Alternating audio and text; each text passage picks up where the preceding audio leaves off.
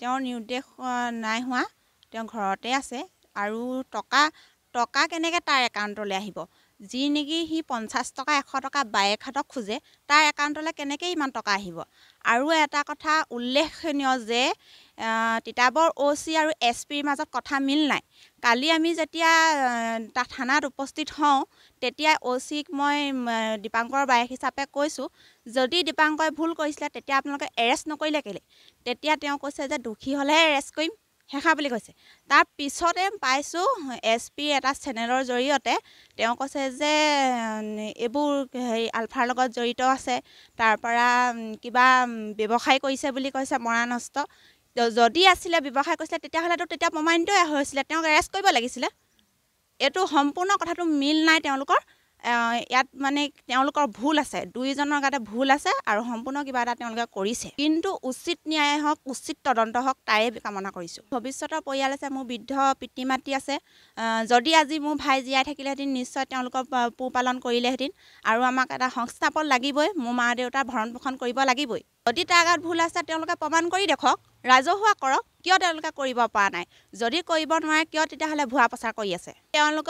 তেওঁলোকে দিয়া প্ৰেছক্ৰিপশ্যনৰ মিল নাই।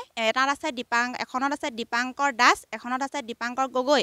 সম্পূৰ্ণ তেওঁলোকে সেইটো কিবা এটা ফেক কৰি তেওঁলোকে কাগজ বনাইছে আৰু কৈছে এইটো কোনো ইঞ্জুৰি নাই বোলে, তাৰ গাত একো স্পট নাই, দেখিছে নাই? মোক কৈছে যদি স্পট নাই তেতিয়াহ'লে মলমকেইটা ক'ৰ পৰা আহিলে? আমি সেইটো সুধিছোঁ। মলমকেইটা কেলৈ দিছিলে তেতিয়াহ'লে? গোটেই তাৰ গাত স্পট আছে, তেওঁলোকে কৈছে একো তাৰ স্পট নাই, এইখন কাগজত লিখা আছে, দেখিছে নাই? সেইষাৰ বুলি কৈছে। আৰু সম্পূৰ্ণ এইটো কিবা এটা নহয় কিবা এটা কৰিছে। মুঠতে দীপাংকৰ গগৈ, দীপাংকৰ দাস দুখন কাগজত তেওঁলোকে লিখি দিছে। যিটো বিষয়ত এজন অসমীয়া তেজাল যুৱক ইতিমধ্যে আমাৰ মাজৰ পৰা হেৰাই যাব লগা হৈছে। গতিকে এই কথাটো আমি খুব সহজভাৱে ল'ব পৰা নাই। গতিকে আমি অসম জাতীয়তাবাদী যুৱ ছাত্ৰ পৰিষদ তিতাবৰ আঞ্চলিক সমিতিয়ে আমি আহ্বান জনাব বিচাৰিছোঁ অসমৰ মুখ্যমন্ত্ৰীগৰাকীক যে তেখেতে এই ক্ষেত্ৰত যি দীপাংকৰ গগৈৰ লগত যি এটা অমানৱীয় ঘটনা সংঘটিত হ'ল, এই দীপাংকৰ গগৈৰ ক্ষেত্ৰত কিন্তু অসমৰ মুখ্যমন্ত্ৰীগৰাকীয়ে পোনপটীয়াকৈ তেখেতে হস্তক্ষেপ তেখেতৰ পৰা বিচাৰিছোঁ। আৰু যি আপোনাৰ দীপাংকৰ গগৈৰ মোবাইল দুটা জব্দ কৰি ৰাখিছে, যদি জব্দ কৰা মোবাইলকেইটাত যদি তেওঁৰ কিবা মানে তেওঁ যদি অপৰাধী হয় তেন্তে অপৰাধী হিচাপে তেখেতক স্বীকৃতি দিয়ক। কিন্তু যদি অপৰাধী নহয় তেন্তে তেখেতৰ যে মোবাইল দুটা ঘৰৰ মানুহক গতাই দিব লাগে।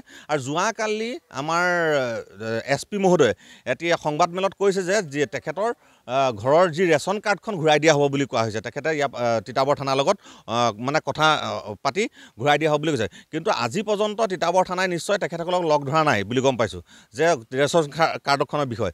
গতিকে আমি বিচাৰোঁ যে তেখেতৰ এক নিৰপেক্ষ তদন্ত হওক, আমি এইটোৱে বিচাৰিছোঁ, অন্য কাৰণে নহয়।